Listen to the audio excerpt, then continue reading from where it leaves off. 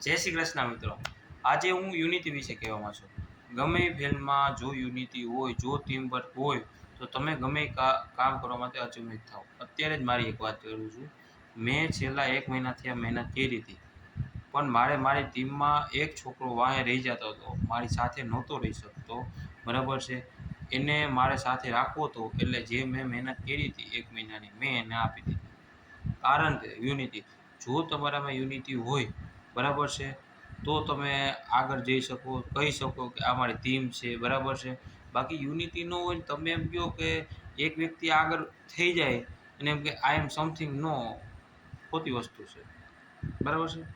એમાં એ વિચારવાની જરૂર નથી। એટલે હંમેશા કે જો યુનિટી કેને કહેવાય કે એક વ્યક્તિ બીજા વ્યક્તિની પરિસ્થિતિ જોઈને, એને મૂંઝાતો જોઈને એની હેલ્પ કરી ગઈને હારે રાખે, ટીમ વર્ક કરે, કે એને મારે ત્યાંથી કેવી રીતે બહાર લેવો એના વિશે વિચારે।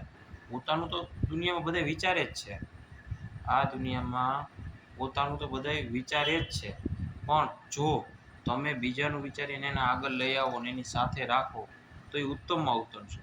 ઉદાહરણ તરીકે એવેન્જર્સ પિક્ચરમાં આપણે શરૂઆતમાં જોયું, મહાબલી હતા, મહાશક્તિબળી હતા, બધા યોદ્ધા હવની રીતે બધા હતા જ સક્ષમ, પણ જો એકી સાથે લડ્યા તો એ છેલ્લે જીતી ગયા, પણ એક એક કરી લડતા હતા તો એ કોઈ દિવસ એને પહોંચી નહોતા શકતા, કારણ કે ટીમવર્ક નહોતું। જ્યારે ટીમવર્ક થયો, જ્યારે યુનિટી થઈ, બરાબર છે, થોરનો હથોડો ભેગો થયો, હલ્કની શક્તિ ભેગી થઈ, અમેરિકાની, બરાબર છે, મિસ્ટર અમેરિકાની લીડરશિપ થઈ અને આયર્ન મેનની બુદ્ધિ થઈ, એટલે બધાયનું સૂર્ય સાફ, બરાબર છે। એટલે એવી જ રીતે હંમેશા ટીમવર્કમાં જોવું પડે, કોણ હેન્ડલ કરશે, કોણ લીડરશિપ કરશે, કોની બુદ્ધિ લાગશે, કોણ શું કામ કરશે, એકબીજાને હેલ્પફુલ થાઓ, એકબીજાને આઈડિયા શેરિંગ કરશો, આમ કરવાથી આમ થશે, બરાબર, ઘણું બધું છે। યુનિટી થશે તો જ કોઈ દિવસ તમે યુનિટી વગર આગળ નહીં વધી શકશો, અને આગળ વધશો, બરાબર છે, તો એકલા એક સમય એવી રીતે પ્રોબ્લેમમાં ફસાઈ જશો કે એનું સોલ્યુશન કોકવાર હોય તો ત્યારે ટીમવર્ક નહીં હોય તો એ નહીં આપી શકે, એ પણ હેલ્પ નહીં કરે, એટલે ટીમવર્ક એવી રીતે બને। અને બહુ જ મહત્ત્વપૂર્ણ વાત કહેવા જઈ રહ્યો છું, એક મહત્ત્વપૂર્ણ વાત કહેવા જઈ રહ્યો છું કે સ્માર્ટ લોકો મેં સાંભળ્યું છું કે એક રૂમમાં, એક શિબિરમાં ન રહી શકતા, કારણ કે હવના મનમાં હવ વિચારતા હોય, આઈ એમ સમથિંગ, હું કંઈક કરું છું, પણ જો એ એક ટીમ બની જાય ને તો વસ્તુ કંઈક અલગ જ થઈ જાય, ન ધારી હોય, ન વિચારી હોય એના જેવી, કે એ એવું અચીવમેન્ટ કરી શકે કે કોઈ વિચાર્યું ન હોય, એ જગ્યાએ પહોંચી શકે, કારણ કે સ્માર્ટ લોકો, અત્યારે અઘરું જે વસ્તુ છે કે સ્માર્ટ લોકોને એકી સાથે બેસાડવા, સ્માર્ટ લોકોને શેરિંગ કરવું, સ્માર્ટ લોકોને ટીમવર્ક કરવું, યુનિટી કરવું, કહેવાય છે ને કે એક મેનમાં 2 તલવાર ન રહી શકે, એવી રીતે 2 સ્માર્ટ લોકોને રાખવા માટે બહુ જ અઘરું કામ છે।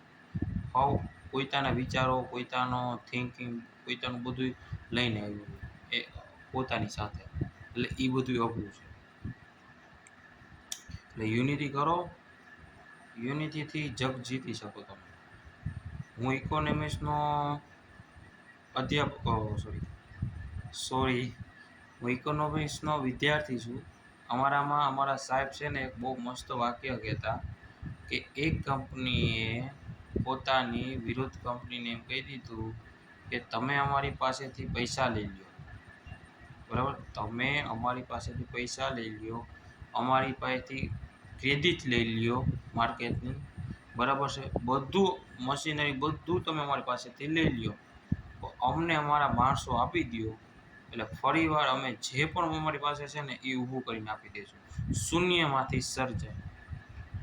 જ્યારે આ પોઈન્ટ મને સમજાણો ને ત્યારે ખબર પડી કે શા માટે, કારણ કે એવા માણસો ગોતે સ્માર્ટ મળવાના નથી, ટ્રસ્ટ મળવાનું નથી, એક્સપિરિયન્સ મળવાનું નથી, ટીમવર્ક મળવાનું નથી, બરાબર, અને આ જે બધુંનું મિશ્રણ થાય ને યુનિટી, બરાબર છે, એ નહીં મળે। એને લીધે જ્યારે પણ યુનિટી થશે ત્યારે કોઈ પણ ગોલ અચીવ કરવો હશે તો થઈ જશે।